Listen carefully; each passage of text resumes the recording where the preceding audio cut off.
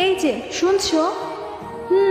তোমাকেই বলছি, আমাদের চ্যানেলটি সাবস্ক্রাইব করে দাও না প্লিজ।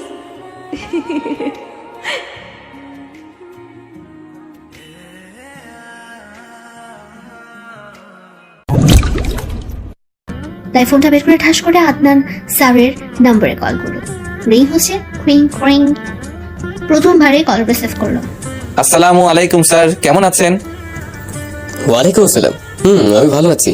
আর এতদিন পরে আমার কথা মনে পড়লো তাইলে? স্যার আর বলিয়েন না, আমি তো অনেক বিজি, তাই আর এখন আপনার সাথে যেন অল টাইম কথা বলতে পারি, তার জন্য ঢাকাতেই আমার বদলি হয়েছে। এই কথাটা শুনে মিস্টার আদনান সাহেবের মনে যেটুকু রাগ ছিল সেটুকু নিমেষেই শেষ হয়ে গেল। সত্যি আমি অনেক খুশি। আগে আসো, পরে দেখছি। এখন কোথায়? আমি রওনা দিছি, আর ঘন্টা 4 মতো লাগবে আসতে। অনেক কথা বলে রাসেল কল কেটে দেয়। দেখতে দেখতে রাসেল ঢাকায় চলে যায়। এখন একটা অফিসের সামনে এসে গাড়ি থামে, কেননা এখান থেকে জানতে হবে তাই কোথায় বদলি করা হয়েছে। তাই রাসেল গাড়ি থেকে নেমে ভেতরে প্রবেশ করলে জন্টু স্যারের রুমে গিয়ে। ওয়ালাইকুম আসসালাম, বসেন। আর আপনার নাম মিস্টার রাসেল, তাই না? জন্টু স্যার তখন রাসেলকে সব বুঝিয়ে বলে এবং কোথায় থাকতে হবে সে ঠিকানা দিয়ে দেয়। কিন্তু ঠিকানা দেখে কেন জানি মনে হচ্ছে এই ঠিকানা ওর অনেক পরিচিত, কিন্তু মনে করতে পারছে না। জন্টু স্যারের থেকে বিদায় নিয়ে এসে রাসেল ঠিকানার দিকে চলে যায়। একটু পরে পৌঁছেও যায়। রাসেল বাড়ির দিকে তাকিয়ে অবাক হলো, কেননা এটা তাদেরই বাড়ি। রাসেল নানান চিন্তা ভাবনা করে বাড়ির মেইন গেট পেরিয়ে দরজার সামনে এসে কলিং বেল দিতে কেউ একজন এসে তাড়াতাড়ি দরজা খুলে দেয়। আর সেই মানুষটাকে দেখে রাসেল অবাক হয়ে যায়, কেননা সে ছিল সেই বেঈমান মিথ্যাবাদী শিখা, যার জন্য বিনা অপরাধে জেল খাটতে হয়েছে। শিখাকে দেখে রাসেলের রাগের পরিমাণ আরো বেড়ে যায়। কিছুতেই নিজের রাগটাকে কন্ট্রোল করতে পারছিল না সে। এখানেই মনে হচ্ছে শিখাকে চোখ দিয়ে গিলে খাবে। চোখ দিয়ে শুধু আগুন বের হচ্ছে। রাসেলের এমন রূপ দেখে শিখা তো শেষ, শুধু ঠুক গেলছে। কাঁপাকাঁপি শুরু করে দিয়েছে, চোখের কোণে পানি জমে আছে, মনে হচ্ছে এখনই বৃষ্টি নামবে। কেমন আছো? আর এতদিন কোথায় ছিলা? এমন শুকিয়ে গেছো কেন? রাসেল ওর সাথে কথা বলার কোনো ইচ্ছে নেই, তবু বলল, শাকচুন্নি, তোর মতো বসে বসে তোর আর খাইনি, কাজ করে খেতে হয়েছে। আপনার সাথে কথা বলার কোনো ইচ্ছে বা সময় কোনোটাই আমার নেই। আমার সামনে থেকে সরে গেলে খুশি হব। এমন মেজাজ দেখে তো শিখা কান্নাই করে ফেলল, যার ফলে শিখা মামনি, কে এসেছে? আর কান্নাই বা কেন করতেছিস? রাসেল ওর মায়ের কথা শুনে চমকে ওঠে। এই মেয়েকে এত সম্মান দিয়ে কথা বলে, কথাটা ভেবে রাসেলের চোখে জল চলে এলো। এদিকে শিখা কিছু বলছে না দেখে রাসেলের আম্মু দরজার দিকে চলে আসে। আর এসে অবাক হয়ে যায় রাসেলকে দেখে। খুশিতে চোখ থেকে আশার বৃষ্টি পড়তে শুরু করে। এ যেন কোনো কষ্টের বৃষ্টি না, সুখের বৃষ্টি। কেমন আছিস বাবা? আমাদের ছাড়া থাকতে পারলি এতদিন? কোথায় ছিলি, কি করেছিস? নিজের কোনো যত্ন নিসনি। আপনারা আমার সাথে এইভাবে কথা বলছেন কেন? আমি আপনাদের পরিচিত কেউ না। আমাকে এখানে থাকার জন্য পাঠানো হয়েছে অফিস থেকে। এটা আপনাদের বাড়ি জানলে আমি মরে গেলেও আসতাম না। আর হ্যাঁ, আপনারা যাকে ভেবে কথা বলার চেষ্টা করছেন সে আজ থেকে কয়েক বছর আগেই মারা গেছে। আপনারা মেরে ফেলেছেন তাকে মিথ্যা অপবাদ দিয়ে। দেখ বাবা, এমন করে বলিস না। আমরা অনেক বড় ভুল করেছি, ক্ষমা করে দে আমাদের। আমরা অনেক জায়গায় খোঁজ করেছি তোকে, কোথাও পাইনি। রাসেল হাসতে থাকে, এ যেন এক সার্কাস চলছে এখানে। খোঁজ করেছেন, তাও আবার আমার। তখনই পেছন থেকে রাসেলের আব্বু আর বোন বেরিয়ে আসে। জুয়োর ভাইকে দেখে তো দৌড়ে এসে জড়িয়ে ধরে কান্না করে দিয়ে কিল খুশি মারতে থাকে। ভাইয়া তুই পচা, এতদিন আমাকে ছাড়া থাকতে পারলি, আমার জন্য তোর একটু কষ্ট হয়নি তাই না? জানিস ভাইয়া, আমি না একটুও ভালো নেই, শুধু তোর কথা ভেবে ভেবে। রাসেল ওর বোনের সাথে রাগ করতে পারলো না, মুখে জড়িয়ে সেও কান্না করে দিল। তোর কথা আমার সব সময় মনে পড়েছে, কিন্তু এই সমাজের নিকৃষ্ট মিথ্যাবাদী মানুষের জন্য তোর কাছ থেকে দূরে থাকতে হয়েছে। ভাইয়া আমি জানি তোর কোনো দোষ ছিল না, তবু বাবা মা তোর কথা বিশ্বাস করতে পারেনি। রাসেল বাবা, কেমন আছিস? আর আসতে কোনো অসুবিধা হয়নি তো? রাসেলের রাগ মনে হচ্ছে আরো বেড়ে গেল। দেখুন মিস্টার রায়হান চৌধুরী, আমি আপনার ছেলে না যে এইভাবে কথা বলবেন। আমি একজন সরকারি কর্মকর্তা, এই বাড়িতে থাকার জন্য পাঠানো হয়েছে। এটা আপনার বাড়ি জানলে জীবনে কি মৃত্যুর পরেও আসতাম না। আর হ্যাঁ, আপনাদের ছেলে সেই দিনই মারা গেছে যেদিন বলেছে আপনাদের কোনো ছেলে সন্তান ছিল না। আশা করি আমার সাথে বাবার অধিকার দেখাতে আসবেন না। সবার চুক্তি যেন কষ্টের বৃষ্টি অনবরত পড়েই যাচ্ছে। এ যেন বিরতিহীন বৃষ্টি, থামার কোনো নাম গন্ধই নেই।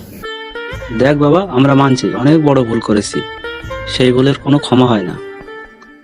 তাও আমাদের ক্ষমা করে দে। তোকে অনেক খুঁজেছি আমরা, কিন্তু কোথাও পাইনি। আপনি নিজেই বলছেন এই ভুলের কোনো ক্ষমা হয় না, তাহলে ক্ষমা চাচ্ছেন কিভাবে? আর কি বললেন, আমার খোঁজ করেছেন অনেক? হ্যাঁ বাবা, সত্যিটা জানার পরে তোকে অনেক খুঁজেছি। বলতে পারেন আমি 1টি বছর জেলে ছিলাম, কোনোদিন দেখতে গিয়েছেন? একজন শত্রু যদি জেলে থাকে তাও তার শত্রুটাকে দেখতে যায়, আর আপনারা কোনোদিন যাননি, আর এখন বলতেছেন অনেক খুঁজেছেন। শিখা দৌড়ে এসে রাসেলের পা জড়িয়ে ধরে কান্নায় ভেঙে পড়লো, কিন্তু রাসেল লাফ দিয়ে এক ফাঁকে চলে এলো। আমাকে ক্ষমা করে দাও প্লিজ, আমার অনেক বড় ভুল হয়েছে। তোর মতো নোংরামের সাহস কি করে হয় আমাকে স্পর্শ করার? আর কি বললি, ক্ষমা করব? তাও আবার তোকে? কোনোদিন না। ভাইয়া, এরা সবাই এখন তাদের ভুলের জন্য অনেক অনুতপ্ত। প্লিজ সবাইকে ক্ষমা করে দে। শোন, তুই কিছু বলিস না, তাদের বল আমার হারিয়ে যাওয়া বাবা মা বোনের ভালোবাসা সবার মাঝে সম্মান ফিরিয়ে দিতে বল, আর আমার ধর্ষণের দাগ মুছে দিতে বল, তাহলে ক্ষমা করে দিব। কারো মুখে কোনো কথা নেই, কি বা বলবে? রাসেল সবকিছু তো ঠিক বলেছে, কেননা একজন শত্রু তার শত্রুর সাথে এমন ব্যবহার করে না যেমন এটা সবাই করেছে। কিরে বোন, কথা বলিস না কেন? কথা বল। জানিস, জেলে প্রতিটা সেকেন্ড আমি বাইরের দিকে তাকিয়ে ভেবেছি এখনই মনে হয় আমার মা বাবা আমাকে নিতে আসবে, কিন্তু পোড়া কপাল আমার, তারা তো দূরে থাক, তাদের ছায়াও কোনোদিন যায়নি। কে কিছুই বলছে না, শুধু শুনেই যাচ্ছে আর চোখ দিয়ে বৃষ্টি ফেলাচ্ছে। শোনেন মিস্টার রায়হান চৌধুরী, আমি এই বাড়িতে থাকতে এসেছিলাম, কিন্তু যদি জানতাম এটা আপনাদের বাড়ি তাহলে আসতাম না। আপনাদের পবিত্র বাড়ি আমার মতো ধর্ষকের কারণে অপবিত্র হয়ে গেল, ক্ষমা করবেন, বাই। বলে রাসেল চলে যেতে শুরু করলো। তখনই বাবা যাস না, তুই তো এখানে থাকতে এসেছিস, তো থাক না, তাও তো তোর মুখটা দেখতে পারবো। রাসেলের এমন কথা শুনে অনেক কষ্ট হচ্ছে, মনে হচ্ছে এক্ষুনি জড়িয়ে ধরে বলবে আম্মা আমাকে ক্ষমা করে দাও, কিন্তু অভিমান, লোকে ঠিকই বলে রাগ অভিমান জিনিসটা খুবই খারাপ, যা মানুষকে তিলে তিলে ধ্বংস করে দেয়। আমি এখানে থাকতে পারি 5টা শর্তে, যদি আপনারা মানতে পারেন তাহলে। সবাই এটা শুনে অনেকটাই অবাক হলো আর ভাবে না শর্ত মতো হলেও থাকুক রাসেল এখানে, তাও তার মুখটা দেখতে পারবে সবাই। কি শর্ত? শর্ত নাম্বার 1, আমার বোন ছাড়া এই পরিবারের কেউ আমার সাথে কথা বলবে না। শর্ত নাম্বার 2, আমার বোন ছাড়া আমার রুমে কেউ প্রবেশ করবে না। 3, আমি এই বাড়িতে থাকবো মাসে মাসে ভাড়া দিয়ে, ফ্রিতে নয়। 4, আমি এই বাড়ির 1 গ্লাস পানিও খাবো না, তার জন্য জোর করতে পারবেন না। এবং লাস্ট নাম্বার শর্ত 5, আমি আপনাদের ছেলে, সেটা কাউকে বলবেন না। এই সবগুলো শর্ত মানলে আমি এই বাড়িতে থাকবো, না হলেই চললাম। রাসেলের আব্বু মনে মনে ভাবে ছেলে আমার এত তেরা কি করে হলো? কি আজব আজব শর্ত দিচ্ছে, যা মেনে চলা অসম্ভব। সবাই চুপ করে আছে দেখে রাসেল আবার বলে ওঠে কি ব্যাপার, সবাই বাংলার 5-এর মতো মুখ করে চুপ করে আছেন কেন? কিছু না বললে আমি কিন্তু গেলাম।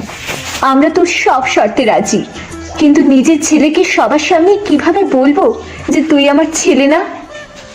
কেন, এটা বলা আপনার কাছে খুবই সোজা এবং ছোট্ট একটা ব্যাপার। যেভাবে কলেজে আর আদালতে সবার সামনে বলেছিলেন সেইভাবে বলবেন। এটা শুনে আর কেউ কিছু বললো না, কারণ সবাই জানে এখন যাই বলবে তার প্রতি উত্তর সঠিক, তাই খুঁজে খুঁজে বের করবে, তার চেয়ে বরং চুপ থাকাটাই ভালো। জুই, রাসেলকে ওর রুম দেখিয়ে দে, যা সাথে করে নিয়ে। তারপর রাসেল জুয়ের সাথে উপরে তার রুমে চলে গেল। রুমে ঢুকে অবাক, কেননা রুমটা সে আগের মতোই আছে, কিন্তু অনেক গোছানো আর সুন্দর করে সবকিছু সাজানো। জুই, আমার রুম এত সুন্দর করে তুই সাজিয়েছিস নাকি? না, আমি কেন, এই বাড়ির কাউকে ভাবি এই রুমে আসতে দেয় না, কারণ তুই এসে যদি বলিস রুমের কিছুই ঠিক নেই, সব সময় গুছিয়ে রাখে।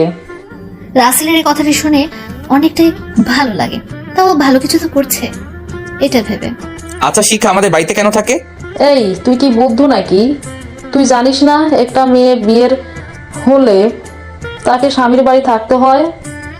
সেটা জানি, কিন্তু ওর সাথে তো আমার তেমন ভাবে বিয়ে হয়নি, তাও দেমাগি মেয়ে কি করে এখানে থাকে? না রে ভাইয়া, ভাবি এমন মেয়ে না। প্রথম প্রথম আমারও অনেক রাগ হতো, কিন্তু পরে ধীরে ধীরে বুঝতে পারি ভাবি যা করেছে সব নিজের ইচ্ছায় করেনি। নিজের ইচ্ছে করেনি মানে কি? তা আমি জানি না, তবে আমার মনে হয় ভাবি কোনো চাপে পড়ে এমনটা করেছে। এখানে একটা টুইস্ট আছে যা আপনারা গল্পের সাথে থাকলে জানতে পারবেন। আচ্ছা সে যাই হোক, শিখা এখানে কবে থেকে থাকে? যেদিন থেকে তোর সাথে বিয়ে হয়েছে একদিনও বাড়িতে যায়নি, এটা ভেবে যে তুই যদি হঠাৎ করে এসে ভাবিকে দেখতে না পাস। ভাবি খুব ভালো রে, আব্বু আমাকে অনেক ভালোবাসে আর সেবা করে। ওর কথা বাদ দে তো, ওর কথা শুনলে আমার রাগ উঠে যায়। তুই পাকিস্তান থেকে কবে এসেছিস? তোর জেলে যাওয়ার 1 বছর পরে। আর ভাইয়া আমার কিন্তু বিয়ে হয়েছে, কিন্তু এখনো কালেমা পড়ানো হয়নি, শুধু কাবিন করে রাখছে। রাসেল বিয়ের কথা শুনে অবাক হয়ে যায়। হাইরে কপাল, একমাত্র বোনের বিয়েটাও তার কপালে জুটলো না। কি বলিস, আমাকে ছাড়াই তুই বিয়ে করে নিলি? যা, তোর সাথে কথা নেই। ভাইয়া আমার কিছুই করার নেই, আমি তো রাজি হচ্ছিলাম না তোকে ছাড়া আংটি পরতে, কিন্তু বাবা মা জোরাজোরিতে পড়তে বাধ্য হয়েছি, কারণ তাদের কর্তব্য এটা মেয়ে বিয়ের নায়ক হলেই তাকে বিয়ে দিয়ে দেওয়া, কেননা আল্লাহ বিয়ে সবার জন্য ফরজ করেছে। রাসেল তখন আর কিছু বলল না, কারণ তারা ঠিকই করেছে। ভাইয়া তুই ফ্রেশ হয়ে নে, আমি গেলাম। আচ্ছা ঠিক আছে যা। তারপর জুই চলে যায় আর রাসেল একটা কথা নিয়ে চিন্তায় পড়ে যায়। সেই কথাটি হলো, জুই রুম থেকে নিচে চলে যায় আর রাসেল দাঁড়িয়ে দাঁড়িয়ে একটা কথা নিয়ে চিন্তায় পড়ে যায়। কিছুতেই ভেবে পাচ্ছে না সেই কথার মানেটা। সেই কথাটি হলো, চলেন রাসেলের মুখেই শুনে আসি। একটা কথা আমি ভেবেই পাচ্ছি না, শিখা আমার উপর প্রতিশোধ নেওয়ার জন্য আমাকে মিথ্যা ধর্ষণের অপবাদী বানিয়েছে। এতে তার খুশি থাকার কথা, কিন্তু ওর প্রতিশোধ নেওয়া তো হয়ে গেছে। তাহলে আমার বাড়িতে এখনো পড়ে আছে কেন? নাকি শিখা আমাকে সত্যি সত্যি ভালোবেসে ফেলেছে? না, এটা তো হবে না, কারণ ওর মতো মেয়ে আমাকে কোন দুঃখে ভালোবাসতে যাবে? এইসব কথা ভাবছে তখনই ওর মোবাইলে একটা কল আসলো। কল করেছে নীল, আর রাসেল দেরি না করে কলটা রিসিভ করে। কিরে বেটা, এখন মনে হলো আমার কথা? শালা তুই গেছোস, তাহলে ফোনটা করার কথা তোরই ছিল, সেটাও করস নাই, বরং আমি ফোন করেছি তা উল্টা ঝাড়ি দিছোস, শালা বাটপার। তুই আমার বন্ধু, তাই সব আমার আগে তুই খবর নিবি, পরে আমি নিব, বুঝলি বাটপার?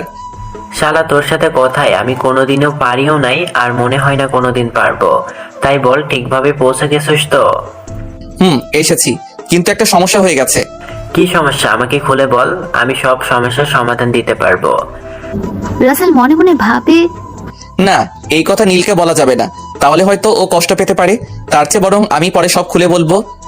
আরে বন্ধু, আমি তোকে সবকিছু পরে খুলে বলবো, এখন বলতে পারবো না।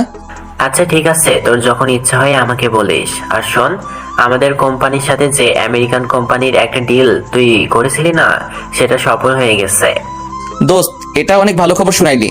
আর শোন, তুই সবকিছু গুছিয়ে কাজ শুরু করিস, যা বুঝবি না সেইগুলো আমাকে বলিস, আমি বলে দিব। আচ্ছা দোস্ত, ঠিক আছে, এখন রাখি। তুই ঠিক মতো খাওয়া দাওয়া করিস আর নিজের শরীরের যত্ন নিস। ঠিক আছে, আর তুইও।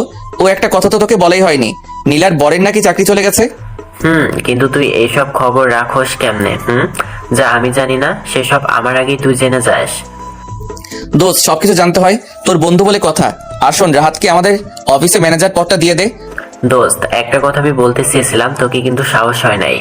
দোস্ত, তুই না হলে আমি এত কিছুর মালিক কোনোদিনও হতে পারতাম না, আর আমার সবকিছু তুই দেখাশোনা করস।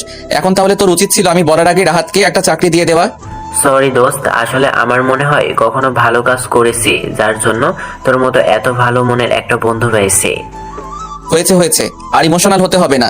তুই তোর কাজ করতে থাক, আর যা বললাম সেইটা কর। ঠিক আছে দোস্ত, খোদা হাফেজ। তারপর রাসেল কল কেটে দিয়ে ওয়াশরুমে গিয়ে ফ্রেশ হয়ে একটা ড্রেস পরে বের হয় কিছু খাবারের জন্য। সিঁড়ি দিয়ে নামতেই দেখতে পাই নিচে সোফাতে সবাই মনমরা হয়ে বসে আছে। রাসেল সেই দিকে ধ্যান না দিয়ে সোজা বের হয়ে যায়। দেখছো রাসেলের আব্বু, রাসেল কোথাও গেল, অথচ আমাদের সাথে একটা কথাও বললো না। কথা বলা রাস্তাটা কিন্তু আমরাই বন্ধ করছি, ওর কি দই ধরবো বলো? আমরাও তো রাগ করে ওকে কম কথা বলিনি, আর সেই তুলনায় এইটুকু রাগ করাটা ওর স্বাভাবিক। শিখা কিছু বলছে না, শুধু নীরবে সবকিছু শুনেই যাচ্ছে। কি বা বলবে, তার জন্য তো এই সাজানো সুন্দর সংসারটা নরকে পরিণত হয়েছে। এর জন্য সেই তো দায়ী। ভাবি, তোমার চোখে পানি কেন? তুমি কান্না করতেছো? কই না তো, আসলে চোখে কি যেন পড়েছে, তাই চোখে পানি জমেছে। ভাবি, আমি কোনো ছোট বাচ্চা না যে আমাকে আপেল দেখিয়ে বলবে এটা কমলা, আমি সেইটা বিশ্বাস করব। মামুনি, তোর কষ্টটা আমি বুঝি, একটু অপেক্ষা কর, দেখবি সবকিছু ঠিক হয়ে যাবে। এইভাবে তারা সবাই অনেক কথা বলে। কিছু সময় পরে রাসেল খাবার খেয়ে তার বোনের জন্য একটা প্যাকেট নিয়ে আসে। রাসেলের এমন কথা শুনে সবাই নিচের দিকে তাকিয়ে আছে। রাসেল যে তাদেরকে উদ্দেশ্য করে কথাটা বলেছে সেটা তাদের বুঝতে বাকি নেই। ভাইয়া, তুই আমার জন্য কিছু এনেছিস আর আমি সেইটা নেব না, এটা তুই ভাবলি কি করে? এই নে আমার লক্ষ্মী বোন, এই নে ধর। রাসেল, কোথায় গিয়েছিলি? আমাদেরকে বলে গেলেও কিন্তু পারতি। আমি কোথাও যাব কি যাব না সেটা আপনাদের বলার প্রয়োজন মনে করি না, আর আশা করি কখনো জানতেও আসবেন না। বলেই রাসেলের কোনো কথা না শুনেই তার রুমে চলে যায়। দেখছো রাসেল কিভাবে কথা বললো? এটা তো কিছুই না, যেদিন আমরা বলেছিলাম আগে যদি জানতাম তুই বড় হলে এমন ধর্ষক হবি, তাহলে আসলে ঘরেই লবণ খাওয়াই মেরে ফেলতাম। আমরা না হয় ভুল করেছি, তাই বলে আমাদের সাথে এরকম করবে? সময় দাও, দেখবে ওর অভিমান কমে গেলে আমাদের ক্ষমা করে বুকে টেনে নেবে। জুই রাসেলের দেওয়া প্যাকেটটা খুলে অবাক, কেননা সব ওর পছন্দের জিনিস, ফুচকা, ক্যাডবেরি, চকলেট আরো অনেক কিছু। জুই সবাইকে দিয়ে নিজেও খায় আর রাসেলের জন্য কিছু রেখে দেয়। উপরে দাঁড়িয়ে রাসেল সব দেখছিল। এক পর্যায়ে শিখার খাওয়া দেখে রাসেল হাসতে শুরু করে, কেননা শিখা বাচ্চাদের মতো চকলেট খেয়ে মুখে মেখে ফেলেছে। জুই, এগুলো কার জন্য রাখলে শুনি? এইগুলো আমার ভাইয়ার জন্যে। আচ্ছা, এগুলো আমি নিয়ে যাই তোমার ভাইয়ের কাছে।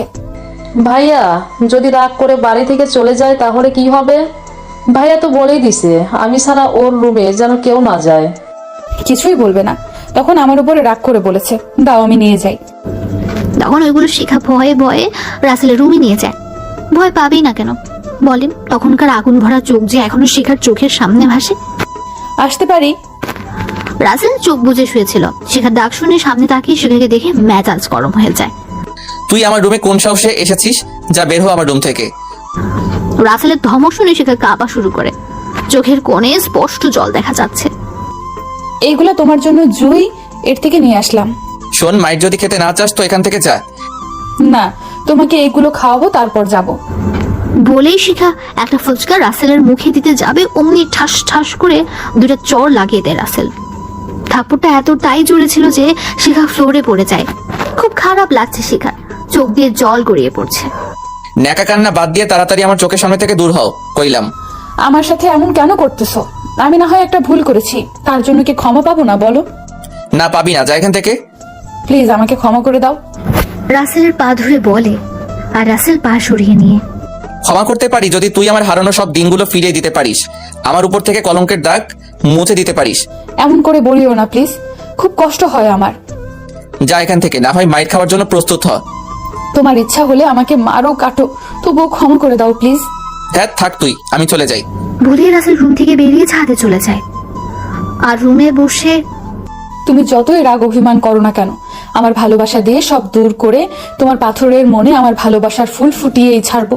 তুমি যতই কষ্ট দাও না কেন, আমি সব নীরবে সহ্য করে যাব। শিখা কান্না করতে করতে সেখানে বসে থাকে, চোখটাও ফুলে গেছে। ওয়াশরুমে গিয়ে ফ্রেশ হয়ে নিচে চলে যায়, যেন কেউ বুঝতে না পারে শিখা কান্না করেছে। এদিকে রাসেল একা একা ছাদের এক কোনায় দাঁড়িয়ে ভাবছে, থাপ্পড়টা বেশি জোরে দিয়েছি, এমন করে না মারলেও পারতাম। ছি ছি, আমি এসব কি ভাবতেছি? এই মেয়ের জন্য এরকম আচরণ, তাই বেটার। এরকম একটু একটু পরে রাসেল রুমে চলে আসে, রাতের খাবারের জন্য বাইরে যাবে, তখনই ভাইয়া চল খাবার খাবি। জুইকে আর কিছু বলার সুযোগ না দিয়ে রাসেল বাসা থেকে বেরিয়ে খাবার খাওয়ার জন্য যায়। জুই ও রুমে আর দাঁড়িয়ে না থেকে নিচে নামে। রাসেলের আম্মু জুইকে একা সিঁড়িতে নামতে দেখে, কিরে জুই, রাসেল কোথায় গেল? আর তুই এখন একা কেন? ভাইয়ার গলা দিয়ে তোমাদের বাড়ির কোনো খাবারই নাকি নামবে না, সেটা বলেই বাইরে থেকে খাবার খেতে গেল। বুঝি না, ও আমাদের সাথে রাগ করেছে ঠিক আছে, কিন্তু খাবারের সাথে কেন রাগ করবে? আব্বু, সেটা কিন্তু তুমি ঠিকই জানো ভাইয়া কেন এমন করতেছে। এইদিকে রাসেল খাবার খেয়ে রাস্তা দিয়ে বাসার দিকে আসছে, ঠিক তখনই পেছন থেকে কেউ রাসেলকে ডাকে। রাসেল তাকিয়ে দেখে জেলার আদনান সাহেব ওকে ডাকছে কিছুটা দূর থেকে। রাসেলের দিকে আসতে আসতে, রাসেল, এই রাসেল। আসসালামু আলাইকুম, কেমন আছেন আঙ্কেল? অনেক দিন পরে আপনার সাথে দেখা হলো। ওয়ালাইকুম আসসালাম, ভালো আছি। চলো আমরা পাশের একটা কফি শপে বসে কথা বলি। এখানে দাঁড়িয়ে দাঁড়িয়ে কথা বলতে সবাই পাগল ছাড়া দ্বিতীয় কোনো শব্দ বলবে না। তাই চলেন। তারপর দুজনে হেঁটে হেঁটে পাশের নিরিবিলি একটা কফি শপে গিয়ে বসে, যে কফি শপটা নদীর ধারে অবস্থিত। দেখতে অনেকটা সুন্দর, যে কোনো মন খারাপ মানুষ এখানে আসলে অনায়াসে তার মন ভালো হয়ে যাবে কনফার্ম। আঙ্কেল কি খাবেন বলেন, আমি অর্ডার করে আসি। এখানকার ওয়েটার গুলো তো আবার নবাবের বংশধর। রাসেল, সেটা যা বলেছো, আর বেশি কিছু খাবো না, তুমি একটা করে 2টা কফির অর্ডার দাও। Okay sir. Oh sorry uncle, আপনি থাকেন, আমি অর্ডারটা তাহলে দিয়ে আসি। যাও। তারপর রাসেল গিয়ে 2টা কফি অর্ডার করে আবার পুনরায় ফিরে আসে জেলার আদনান সাহেবের কাছে। আচ্ছা রাসেল, এখন বলো, বাসায় উঠেছো, সবাই কেমন ব্যবহার করছে তোমার সাথে? আঙ্কেল, সবাই আমার সাথে ভালো ব্যবহার করতেই চাই, কিন্তু আমার মনটাই তাদের সাথে কথা বলতে চায় না। তাদের দেখলেই আমার অনেক রাগ উঠে যায়। রাগ ওঠাটা তোমার স্বাভাবিক, কারণ তারা তো তোমার সাথে কম করে নাই। তবে তুমি যেদিন জেল থেকে চলে গেলে সেদিন সবাই এসেছিল তোমার পরিবারে, তার মধ্যে শিখা অনেক কান্না করেছে, আর তোমার বোনটা মনে হয় তোমাকে ছাড়া কিছুই বোঝে না। আমার বোনটা আমাকে খুব ভালোবাসে। আমাকে ছাড়া কিছুই বুঝতে চায় না। আর শিখা কান্না করবে কেন? ও তো আমার থেকে প্রতিশোধ নিতে সার্থক হয়েছিল। সেটা আমি জানি, তবে খুব কান্না করেছিল। আমি স্পষ্ট তার চোখে তোমাকে হারানোর ভয় দেখতে পেয়েছি। আমার মনে হয় কি মেয়েটা তোমার সাথে এমনটা অন্য কোনো কারণে করেছে, যা কেউ ওদের দিয়ে জোর করে এমন একটা জঘন্য কাজ করতে বাধ্য করেছে। আমার বোনও এই একই কথা বলেছে। আমার মনে হয় কি এই বিষয়টা খুঁটিয়ে দেখা উচিত আমার। কি বলেন আপনি? আমারও সেটাই মনে হচ্ছে। যদি সেটা না হতো তাহলে তোমার উপর প্রতিশোধ নেওয়ার পরে আইনের আদেশে বিয়ে হয়। ও তো ইচ্ছে করলে তোমাকে ডিভোর্স দিয়ে চলে যেতে পারতো, সেটা কিন্তু করেনি। এটাও ঠিক কথা, আমারও সেটাই মনে হয়। আচ্ছা, এইসব কথা রাখেন। আমি আপনাকে অনেকদিন হলো একটা কথা জিজ্ঞেস করতে চাই, কিন্তু জিজ্ঞেস করা হয় না। আদনান সাহেব রাসেলের কথা শুনে অবাক হয়ে যায়। এটা ভেবে যে কি এমন কথা যেটা তাকে অনেকদিন হলো জিজ্ঞেস করতে চাইছে রাসেল। আচ্ছা, নির্ভয় বলে ফেলো আমার কাছে, তুমি কি এমন কথা জানতে চাও? আগে কথা দেন, আমি যা জানতে চাইবো সেটা আপনি আমাকে বলবেন। কথা দিলাম। আমার যদি কথাটার উত্তর জানা থাকে তাহলে অবশ্যই বলবো। তুমি কি কথা সেটা জিজ্ঞেস করতো আগে? আঙ্কেল, আমি সেই জেলে থেকে আপনার সাথে পরিচিত, কিন্তু কখনো আপনার পরিবারের কোনো কথা আমাকে বলেননি। আজকে আপনাকে বলতেই হবে। আপনার পরিবারের সবাই কোথাও না কোথাও, আপনার পরিবারের সবাই কোথাও না কেউ নেই আপনার। আদনান সাহেব রাসেলের কথা শুনে অবাক হয়। এক দৃষ্টিতে নদী থেকে তাকিয়ে বলে, রাসেল, তুমি যে কথাটা জিজ্ঞেস করেছো সেটা জানা তোমার অধিকার আছে।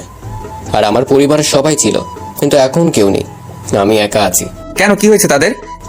আমার একটা ছেলে আর একটা মেয়ে আছে, কিন্তু আঙ্কেল অনেকটা অবাক হয়ে বলে, আমার স্ত্রী একটা দুর্ঘটনার শিকার হয়ে মারা গেছে, যার কারণে নাকি আমি সেটা আমার ছেলে মেয়ে মনে করে আমাকে একা করে তারা একা থাকে। কি বলেন এইসব? আমাকে একটু খুলে বলেন আসলে কি ঘটেছিল সেই দিন, যার জন্য আপনার জীবন অন্ধকার নেমে আসে। তারপর আদনান সাহেব রাসেলকে সবকিছু খুলে বলল। আপনাদেরকে এখন বললাম না, কারণ পরে বলবো। আদনান সাহেবের ছেলে মেয়ের দেখা যখন পাবো, এখন আপনারা চিন্তা করতে করতে পাগল হন ঘটনাটা কি এটা ভেবে। কি বলেন? তার মানে আমার সাথে যে এমন করেছে সেই নীলা আপনার মেয়ে? আমার ছেলের নাম নীল। ওরা চট্টগ্রাম থাকে, কিন্তু আমাকে কখনো ঠিকানা দেয় না। মাঝে মাঝে আগে নীলা এখানে পড়াশোনা করতো, তখন দেখা করে তাদের ঠিকানা অনেক জানার চেষ্টা করেছে, কিন্তু আমি পারিনি। আদনান সাহেবের চোখে পানি।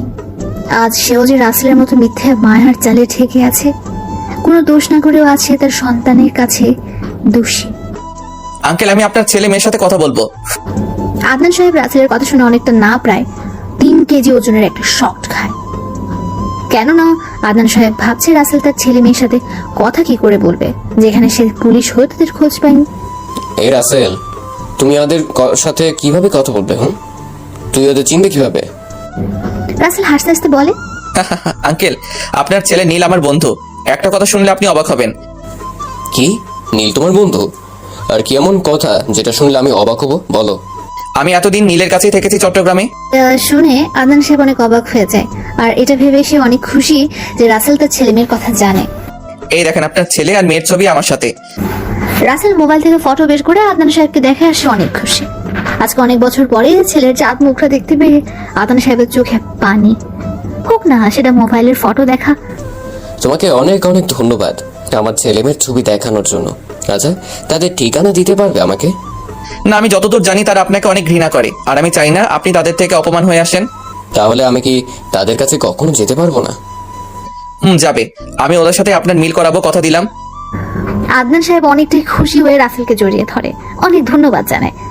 তারপর অনেক কথা বলে রাত ভালোই হয়েছে দেখে যার যার মতো বিদায় নিয়ে বাসায় চলে আসে।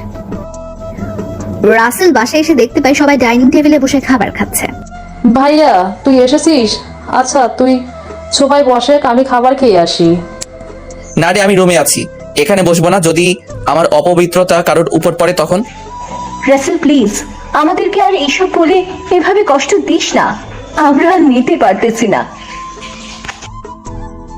হ্যাঁ বাবা, তোর মা ঠিকই বলেছে, সবকিছুরই একটা সীমা আছে। বাবা, আজকে একটা ভুলের জন্য আমাদের তুই এইভাবে কষ্ট দিবি? রাসেল কিছু বলে না, শুধু নীরবে দাঁড়িয়ে দাঁড়িয়ে শুনছে। ওর চোখে পানি নেই, কারণ চোখের পানি আগে শুকিয়ে ফেলেছে কেঁদে কেঁদে, কিন্তু এখানে উপস্থিত সবার চোখে পানি। রাসেল ওখানে আর থাকতে না পেরে দৌড়ে রুমে চলে আসে। রাসেলের এইভাবে রুমে আসা দেখে শিখা পেছন পেছন চলে আসে। রাসেল এসে শুয়ে পড়ে। তোমার কি শরীর খারাপ? শিখা দৌড়ে এসে রাসেলের কপালে হাত দিয়ে বলে, আর এটার জন্য রাসেলের অনেক রাগ উঠে যায়। তোকে আমি বলেছি না আমার রুমে না আসতে, তাহলে কেন এসেছিস? আর আমার শরীর স্পর্শ করলি কেন? তোর পবিত্র হাত তো নোংরা হয়ে গেল। প্লিজ এইভাবে বলিও না, আমার অনেক কষ্ট হয়। আর তুমি আমার জন্য সবাইকে কেন কষ্ট দিচ্ছ বলো? বাবা মা তো কোনো ভুল করেনি, সেদিন তাদের জায়গায় তুমি থাকলে এমনটাই করতে। তোমার যত ইচ্ছা আমাকে কষ্ট দাও, তবুও বাবা মাকে আর এইভাবে কষ্ট দিও না। আমি তাদের চোখের পানি সহ্য করতে পারি না। তোমার দেওয়া কষ্ট সহ্য করতে না পেরে যদি আমার মৃত্যুও হয়, তবু নিজেকে ভাগ্যবতী মনে হবে। সেটা তো ঠিকই বলেছে। সেদিন তার মা বাবা পরিবর্তনে যদি রাসেল নিজেও হতো, তবুও এমনটাই করতো, তাহলে অযথা কষ্ট কেন দিচ্ছে তাদের? শোন, আমার মনটা না এখন পাথর হয়ে গেছে। তোর এই মাগুর মাছের কান্না আমার মন গলাতে পারবে না। তুই বরং নিজেকে বাঁচাতে যা এখান থেকে। কেন যাব? কোথায় যাব আমি? তোমার পায়ের নিচে আমার বেহেস্ত, তাই থুকে থুকে মরলেও আমি তোমার পায়ের নিচেই মরতে চাই। শেখার চোখ থেকে অনবরত জল পড়েই যাচ্ছে। এ যেন চোখে সমুদ্র নিয়ে এসেছে। রাসেল চোখে যে পানি নেই সেটা বললে ভুল হবে, কারণ তার চোখেও পানি ছলছল করছে। তারও যে শেখার কষ্ট সহ্য হয় না, কিন্তু কি করবে, সে মনকে ঠিক রাখতে পারে না। আগের কথাগুলো মনে আসলেই। আচ্ছা তুমি শুয়ে পড়ো, আমি তোমার পা টিপে দেই, তাহলে দেখবে তোমার অনেক ভালো লাগবে। না লাগবে না, তুই যা এখান থেকে, নয়তো কিন্তু খবর আছে। রাসেলেরও তো ইচ্ছে করছিল শেখার ওই নরম হাতে স্পর্শ পেতে, কিন্তু নিতে পারছে না। কোনো একটা সংকোচ থেকে বাধা দিচ্ছে। মনে করো আমি একটা কাজের মেয়ে, আর মালিক কাজের লোক দিয়ে তো অনেক কিছুই করায়। তুমি না হয় আমাকে দিয়ে কাজের লোক মনে করেই তোমার সেবা করার সুযোগ দাও। রাসেল ঠাস ঠাস করে থাপ্পড় লাগিয়ে দেয় শিখার গালে। কিছু না বলেই রুম থেকে বের হয়ে যায়। সাহস কত এই বাড়ির একমাত্র ছেলের বউ হয়ে নিজেকে কাজের মেয়ে বলে? একেবারে মেরে তক্তা বানিয়ে ফেলবো। আমি সামান্য কাজের মেয়ে বলাতেই তোমার এত রাগ উঠলো? এতটা ভালোবাসো আমাকে, আর নিজের ইগোকে রাগ সামলাতে বলতে পারছো না? তুমি যতই মারো কাটো, আমি তোমার ওই বুকে জায়গা করে নিবই। চোখ মুছতে মুছতে নিচে চলে গিয়ে খাবার টেবিলের সবকিছু পরিষ্কার করে রুমে গিয়ে শুয়ে পড়ে। রাসেলও এসে শুয়ে পড়ে। রাসেল অনেক কষ্ট হচ্ছে শিখার গায়ে হাত তোলার জন্য। কি করে পারলো যাকে জীবনের প্রথম দেখায় ভালোবেসে ফেলেছে তাকে আঘাত করতে? কি করে পারলো? এসব ভাবতে ভাবতে কখন যে ঘুমের দেশে হারিয়ে যায় সেই দিকে তার কোনো খেয়াল নেই। মাঝরাতে শিখা পানি খাওয়ার জন্য রাসেল রুমের পাশ দিয়ে যেতে নিলে বুঝতে পারে রাসেলের রুম থেকে কারো গোঙানোর শব্দ আসছে। শেখা তখন রাসেলের ঘরের দরজা ধাক্কা দিয়ে দরজা খুলে যায়। দেখতে পায় রাসেল শীতে কাঁপছে আর ঘুমের ঘরে গোঙাচ্ছে। শেখা তাড়াতাড়ি করে কম্বলটা রাসেলের গায়ে টেনে দেয় আর রাসেলের কপালে হাত রাখে। আর হাত রাখতে মনে হলো 1000 ভোল্টের শক খেলো শেখা। কেননা শিখা রাসেলের কপালে হাত রেখে বুঝতে পারে রাসেলের শরীর। শিখা রাসেলের কপালে হাত রেখে বুঝতে পারলো রাসেলের শরীর অনেক গরম, জ্বরে পুরো শরীর পুড়ে যাচ্ছে। রাসেলের এই অবস্থা দেখে শিখার চোখে পানি চলে এলো। এক পর্যায়ে কান্না করে ফেলল। কি করবে বুঝতে পারছে না। শিখা গিয়ে ওর শ্বশুর শাশুড়িকে তাড়াতাড়ি ডেকে আনলো। আম্মু, আম্মু তাড়াতাড়ি ওঠো। শিখা মামুনি, এত রাতে কেন ডাকিস? কি হয়েছে? আর কান্নাই বা কেন করতেছিস? আম্মু কথা বলার সময় নেই, তাড়াতাড়ি ওঠো, আমার সাথে আসো। রাসেলের মা শিখার ডাক শুনে সাড়া দিলেন। তখন রাসেলের মা আর কথা না বাড়িয়ে শিখার সাথে চলে গেলেন। এদিকে রাসেলের বাবা ও বোন জাগনা পেয়ে চলে এলো। আম্মু দেখো জ্বরেখা পড়ে যাচ্ছে, কিছু একটা করো প্লিজ। তখন রাসেলের মা শিখার কথা শুনে রাসেলের কপালে হাত দিয়ে চমকে উঠলেন। এত জ্বর! কান্না করে ফেললেন। সবার চোখে পানি। আম্মু ওর কিছু হবে না তো? আরে মামুনি, কিছু হবে না, তুই এত চিন্তা করিস না। যা, ওয়াশরুম থেকে বালতি করে পানি এনে ওর মাথায় দিতে হবে, তাহলে জ্বর কমবে। আচ্ছা আম্মু, আমি এক্ষুনি নিয়ে আসতেছি, এখানে থাকো। বলেই শিখা পানি আনতে চলে গেল। সাথে সাহায্য করার জন্য জুইও চলে গেল। রাসেলের আম্মু তুমি থাকো, আমি রুম থেকে ওষুধ নিয়ে আসি। আচ্ছা যাও। একটু পরে শিখা পানি নিয়ে চলে আসলো। রাসেলের মাথায় পানি দিতে শুরু করলো। পানি দিচ্ছে তো দিচ্ছেই, তবুও যেন জ্বর কমছে না। এক পর্যায়ে জ্বর একটু কমে আসলো। শিখা, এই ওষুধটা ওকে খাইয়ে দে। আম্মু ওষুধ খাওয়ানোর সময় যদি জাগনা পেয়ে যায় তাহলে কি করব আল্লাহ জানে। আরে মা, কিছু করবে না, তোর স্বামী তো, তাই না? তারপর শিখা এক মন ভয় নিয়ে আস্তে আস্তে রাসেলের মুখে ওষুধ দিয়ে পানি দিল। রাসেল কিছু বুঝতে না পেরে খেয়ে ফেললো। এখন কাপড় ভিজিয়ে ওর কপালে জলপট্টি দিতে থাক, এতে জ্বর কমে আসবে। আচ্ছা আম্মু, আমি সব করতেছি। অনেক রাত হয়েছে, তোমরা গিয়ে ঘুমিয়ে পড়ো, যাও। আমি ভাইয়ার এমন অবস্থা রেখে কি করে ঘুমাতে যাব বলো? হ্যাঁ, জুই ঠিকই বলেছে, এই অবস্থায় কিভাবে ঘুমাবো বল? আম্মু, আমি তো ওর সেবা করতেছি, তোমরা গিয়ে শুয়ে পড়ো, যাও। তখন আর কেউ কোনো কথা না বাড়িয়ে শিখাকে রেখে ঘুমাতে চলে গেল। এদিকে শিখা রাসেলের কপালে জল পট্টি দিচ্ছে আর মাথায় হাত বুলিয়ে যাচ্ছে, আর চোখের পানি তো মনে হয় বৃষ্টির মতো পড়ছে। এ যেন থামার কোনো নাম গন্ধ নেই। অনেক সময় পরে শিখা রাসেলের কপালে হাত দিয়ে দেখতে পেল এখন আর তেমন জ্বর নেই, হালকা হালকা জ্বর। তার চোখেও ঘুম এসে ভর করেছে।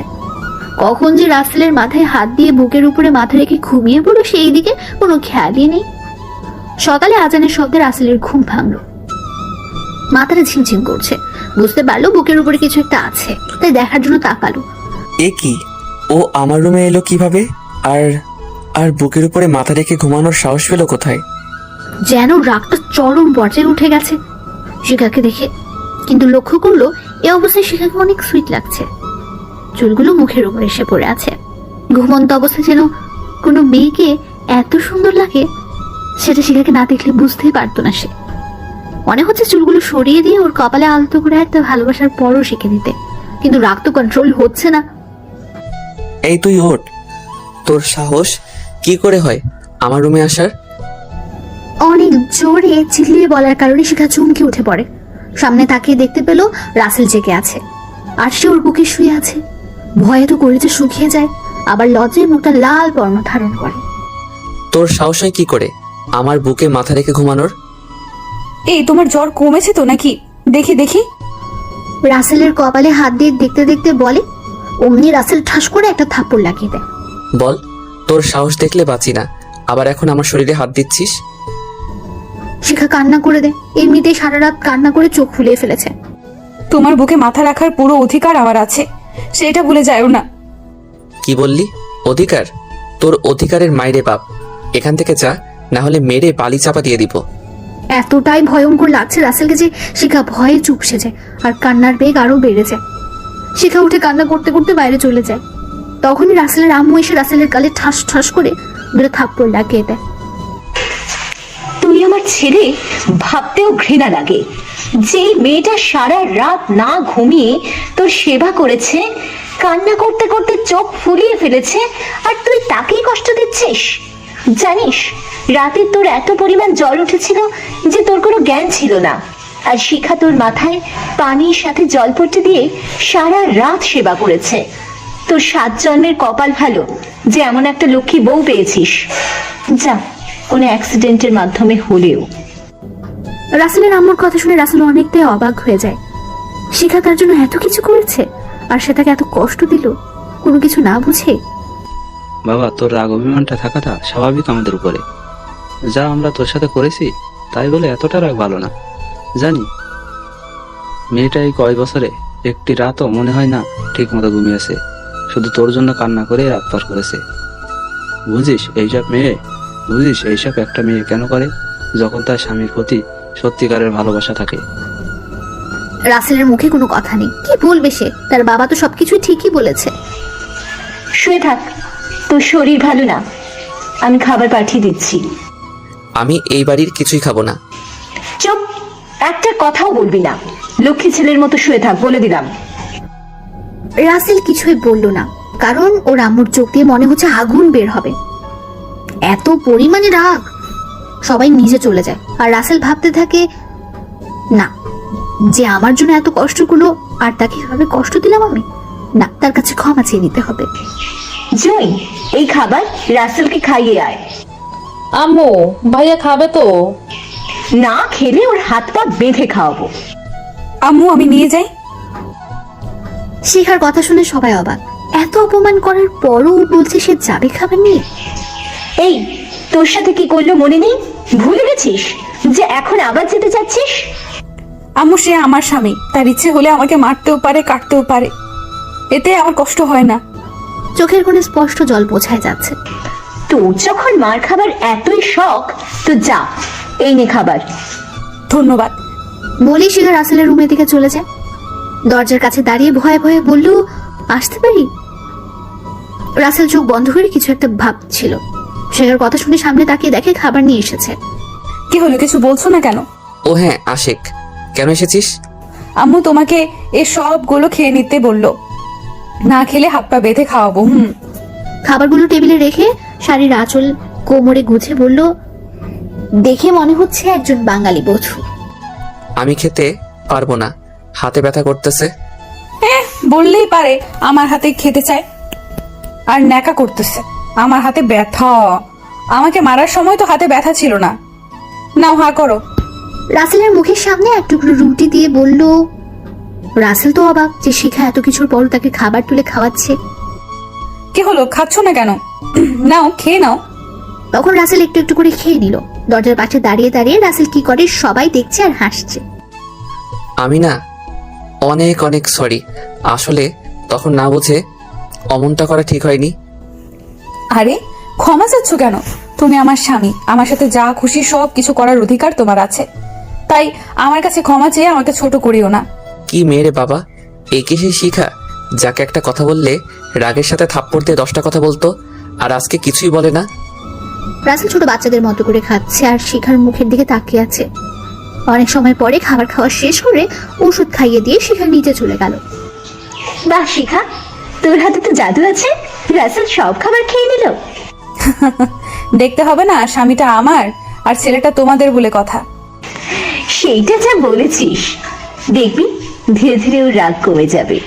তুই কষ্ট পাস না, তুই রেগে থাক, কামিয়াব হতে পারবি। দোয়া করিও আমার জন্য। দেখতে দেখতে বিয়ের দিন ঘনিয়ে এলো। আগামীকাল বিয়ে। রাসেলের বাবা, রাসেল তো আমাদের সাথে কথা বলতেই চায় না, শুধু জুঁই ছাড়া। ওকে বিয়েতে থাকতে বলতে হবে, যে করেই হোক না কেন।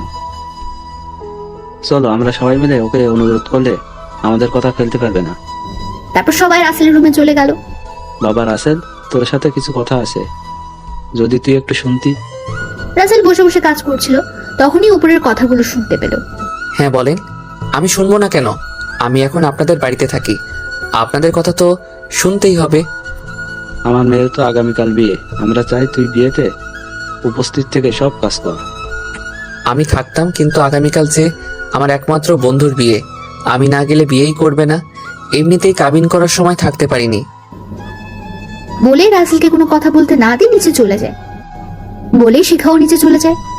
তখনই রাসেলের ফোনে নীলের কল আসে। হ্যাঁ নীল, বলো। তুই এখনো আসতেছিস না কেন? মনে আছে তো তুই ছাড়া আমি বিয়ে করব না। বন্ধু দেখো, আমি আসতে চাইছিলাম কিন্তু একটা বিপদে আটকে গেছি। তখন নীলকে বলে, আমি কোনো কথা শুনবো না, তোকে আসতে হবে তো হবেই। আচ্ছা একটা কাজ করলে কি হয়, যেটা করলে তোর কাছেও থাকতে পারবো আর এই বাড়িতেও। কি বলতে চাইছিস খুলে বল। আমি বলি কি, তুই যা বলতে চাইছিস তাড়াতাড়ি বল, না হলে আমার রাগ কিন্তু উঠে যাচ্ছে। আরে রাগিস কেন, আমি তো বলতাইছি তাই না, যেহেতু ঢাকাতেই বিয়ে তাই আমি এখানে থাকবো। তুই এখানে এসে আমাকে ফোন দিবি, আমি চলে আসবো। তাহলে এরাও রাগ করবে না আর তুইও রাগ করবি না। আইডিয়াটা একেবারে ফেলে দেওয়ার মতো না। আচ্ছা ঠিক আছে, এইটাই হবে তাহলে, এখন রাখলাম। আচ্ছা কিন্তু গায়ে হলুদ দিতে আসবি না? না রে, গায়ে হলুদ দিতে এসে আমার শ্বশুরের এক্সট্রা খরচ করে কি লাভ? বাব্বা, শ্বশুরের জন্য এত চিন্তা, আগে তো ভেবে দেখি নাই কারোর জন্যে কেউ এতটা চিন্তা করে। এইভাবে অনেক কথা বলে ফোন কেটে দেয়। রাসেল ওয়াশরুম থেকে ফ্রেশ হয়ে মাত্র বের হয়েছে, তখনই দেখতে পেল জুই রুমে বসে আছে। কিরে তুই, কি হয়েছে? তোর মন খারাপ কেন? এইভাবে তোকে কিন্তু একটু সুন্দর লাগে না। কি করব বল, এখনো আমার অনেক কিছু কেনাকাটা বাদ আছে, কিন্তু বাবা নিয়ে যাবে না। ও এই ব্যাপার? কোনো ব্যাপার না। আচ্ছা চল, আমি তোকে শপিং এ নিয়ে যাচ্ছি। সত্যি ভাইয়া? খুশিতে ভাইয়াকে জড়িয়ে ধরে বললাম। আরে আমার মিষ্টি পাগলি বোন, যা তুই রেডি হয়ে আয়, আমি বাড়ির বাইরে অপেক্ষা করতেছি। তারপর রাসেল রেডি হয়ে বাড়ির বাইরের দোলনায় বসে বসে তার আদরের বোনের জন্য অপেক্ষা করছিল। কি ব্যাপার ননদিনী, এত খুশি খুশি কেন? আর কোথায় যাচ্ছ? ভাবি, আমি ভাইয়ার সাথে শপিং এ যাব, তাই মনটা খুশি।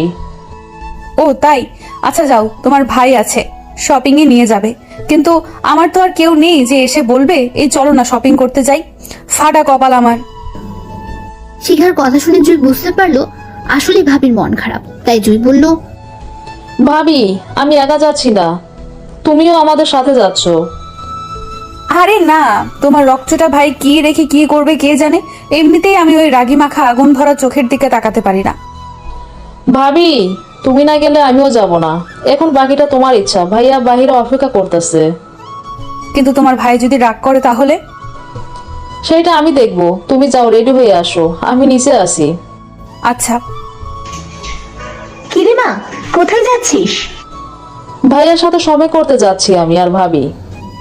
এটা শুনে তো রাসেলের মা অনেকটা অবাক হয়, কেননা যে ছেলে এই পরিবারের কারোর সাথে ঠিক মতো কথা বলে না, আর সে নাকি যাবে শপিং এ। কি, তুই রাসেলকেও রাজি করিয়েছিস শপিং এ যাওয়ার জন্য? আমার ভাই বলে কথা।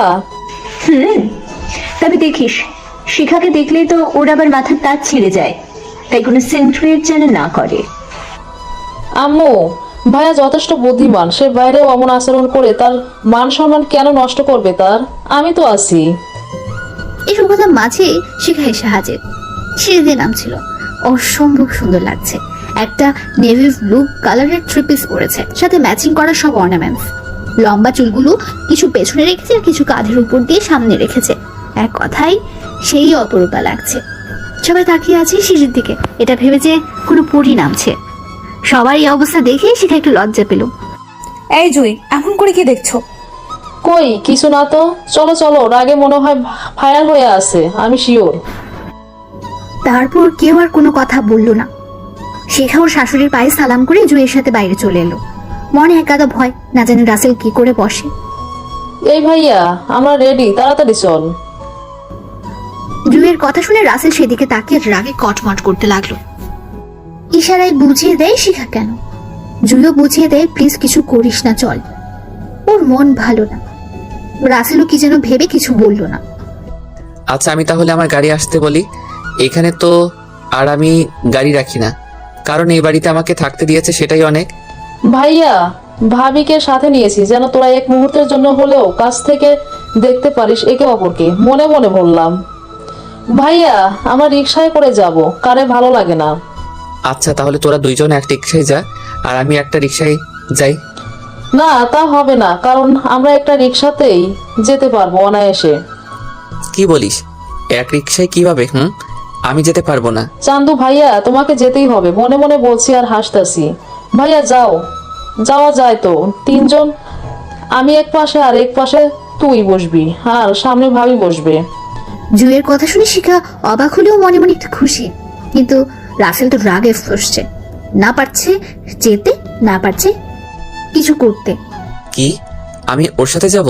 তাও আবার আমার কলে নিয়ে? ধ্যাত, আমি যাবই না। ওকে ভাইয়া, যেতে হবে না। ভাবি চলো বাসায় যাই। রাগ দেখিয়ে বললাম, কারণ আমি জানি ভাইয়া আমার রাগ দেখতে পারে না। এই কই যাস? আচ্ছা চল, আমি যাচ্ছি। কি ও এক পাশে বসবে, তুই আমার সামনে বসবি? না, এটাতে হবে না ভাইয়া। ভাবি তোমার বউ, সো ভাবি তোমার কোলের কাছে বসবে, আর এ কথা বলবা না। তোমাকে সরে বললাম। তারপর কেউ আর কিছু না বলে একটা রিক্সা ডাকলো। প্রথমে রাসেল উঠে বসে উপরে, তারপর জুই বসে, আর অবশেষে শিখা ভয়ে ভয়ে রাসেলের সামনে বসে। খুব ভালো লাগছে তার। রিক্সা চলছে তার আপন গতিতে। কখনো কখনো ঝাঁকুনির কারণে রাসেলের পা শিখার সাথে স্পর্শ করছে, যার জন্য শিখার শিহরিত হচ্ছে। ইস, আমাকে যদি জড়িয়ে নিত ওর বাহুডোরে, কি মজাই না পেতাম। ভাবি, তোমার কি কোনো সমস্যা হচ্ছে নাকি? আরে না, সমস্যা হবে কেন?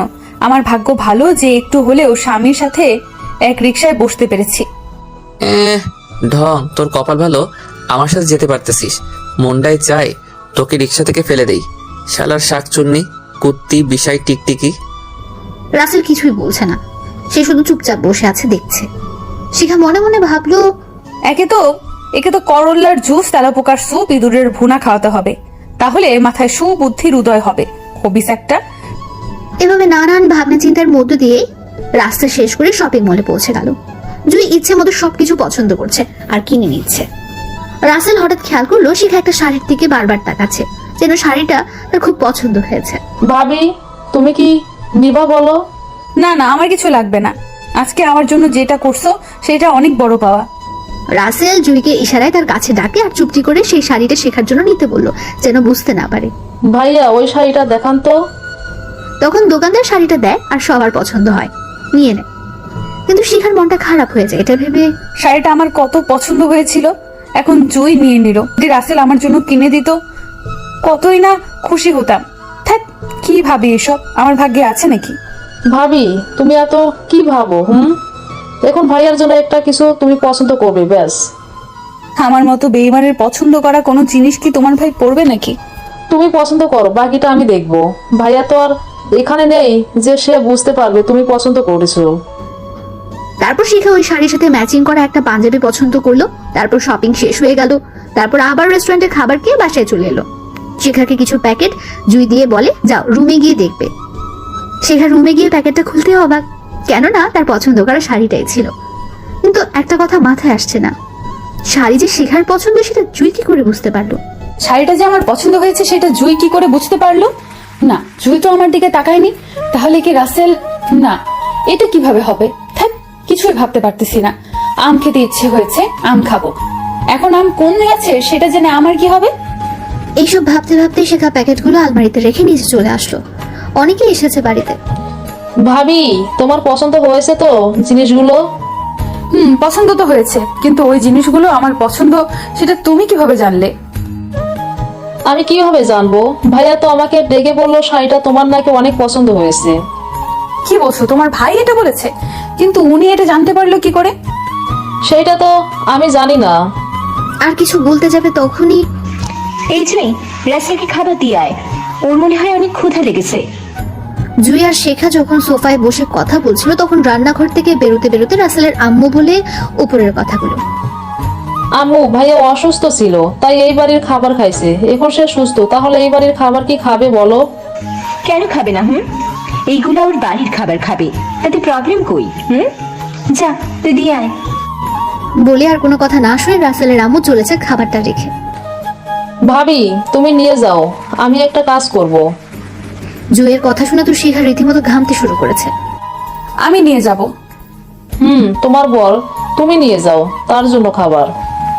আচ্ছা, রাক্ষস গন্ডার না জানি কি করে বসে, দেখলেই তো ভয়ে কলিজা শুকিয়ে যায়। মনে হয় রাগলে চোখ থেকে আগুন বের হয়। মনে মনে বলতে বলতে সিঁড়ি দিয়ে আস্তে আস্তে রাসেলের রুমের কাছে এসে দেখি বজ্জাতের হাড্ডি রুমে নেই। গেল কোথায়? শিখা রুমের এদিক ওদিক খুঁজতে থাকে কিন্তু কোথাও দেখতে পায় না। হঠাৎ শিখার চোখ যায় রাসেলের ফোনটার দিকে।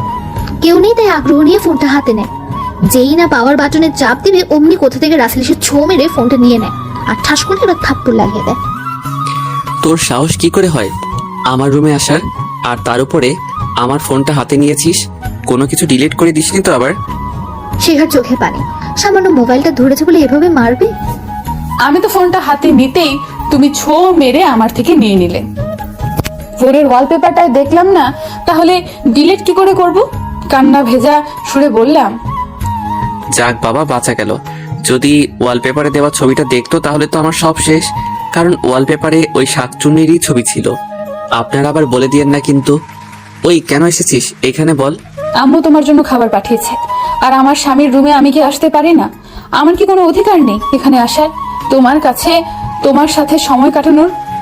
না নেই, অধিকার তো সেই দিনই হারিয়ে ফেলেছিস যেদিন মিথ্যা অপরাধে অপরাধী বানিয়েছিস। শোন, যেভাবে এসেছিস সেইভাবে চলে যা। বাড়িতে মেহমান আছে তাই কিছু বলতে চাই না। আমাকে এত কষ্ট দেওয়ার থেকে একেবারে গলা টিপে মেরে ফেলো। তোমার দায়ে অবহেলা কষ্ট আমি সহ্য করতে পারছি না। কষ্টের কি দেখেছিস? মাত্র তো শুরু, দেখতে থাক। আগে আগে হোতা হে কেয়া, চল যা এখান থেকে। শিখার কিছু না বলে চোখ মুছে বাইরে চলে গেল। রাসেল ভাবছে, শিখা আমাকে ক্ষমা করে দিও। কেন জানি তুমি আমার সামনে আসলেই রাগকে কন্ট্রোল করতে পারি না। এভাবে দেখতে দেখতে সারাদিন পেরিয়ে সন্ধ্যা নেমে এলো। রাসেল একা একা ছাদে দাঁড়িয়ে আনমনে আকাশের দিকে তাকিয়ে আছে। আজ কেন যেন আকাশের বুকেও কষ্ট জমে আছে, মনে হচ্ছে এখনই ঝরে পড়বে। বলতে না বলতে আকাশের বুক থেকে সকল কষ্ট বৃষ্টি আকারে ঝরতে শুরু করলো। রাসেল দৌড়ে রুমে চলে আসে। সারাদিন খাবার খাওয়ার সময় পায়নি, ভীষণ ক্ষুধা পেয়েছে তার। ক্ষুধা তো ভালোই লেগেছে, এখন এই পেটকে শান্ত করব কি করে? এখন তো বাইরে যাওয়া সম্ভব না। রাসেল এইসব ভাবছে তখনই বাইরে থেকে কেউ তার রুমে আসার শব্দ পায়। একটু পরেই বুঝতে পারে তার বোন এসেছে, হাতে খাবার প্লেট। ভাইয়া আমি জানি তোর অনেক ক্ষুধা লেগেছে, কিন্তু তুই এই বাড়ির খাবার খাবি না, তবু একটু কষ্ট করে খেয়ে নে আমার লক্ষ্মী ভাইয়া। না রে, আমার ক্ষুধা লাগেনি, তুই এইগুলো নিয়ে যা। ভাইয়া দেখ, আমি কিন্তু সারাদিন কিছুই খাইনি তুই খাসনি বলে। আর ভাবিও কিছু খায় না, শুধু মনমরা হয়ে বসে থাকে। রাসেল কি যেন ভেবে খাবার খেতে শুরু করে। একবার রাসেলকে জুই খাওয়াই দেয়, আবার রাসেল জুইকে খাওয়াই দেয়। এভাবে খাবার পর্ব শেষ করে জুই বাইরে চলে যায়। আর রাত হওয়া আর শরীর অনেক ক্লান্ত থাকার কারণে রাসেল বিছানায় গা এড়িয়ে দিতে ঘুম চলে আসে। সকালে ঘুম থেকে উঠে দেখতে পারে বাড়ি ভর্তি মানুষ। আসলে রাসেলের ঘুম থেকে উঠতে দেরি হয়েছে, মানে 10টায় উঠেছে। আপনারা ভাবছেন কেউ তাহলে ডাকলো না কেন? এটা ভুল। শিখা অনেকবার ডেকেছে, কিন্তু মহারাজা ঘুম থেকে ওঠার নাম গন্ধ নেই। রাসেল ঘুম ভাঙলো তাহলে?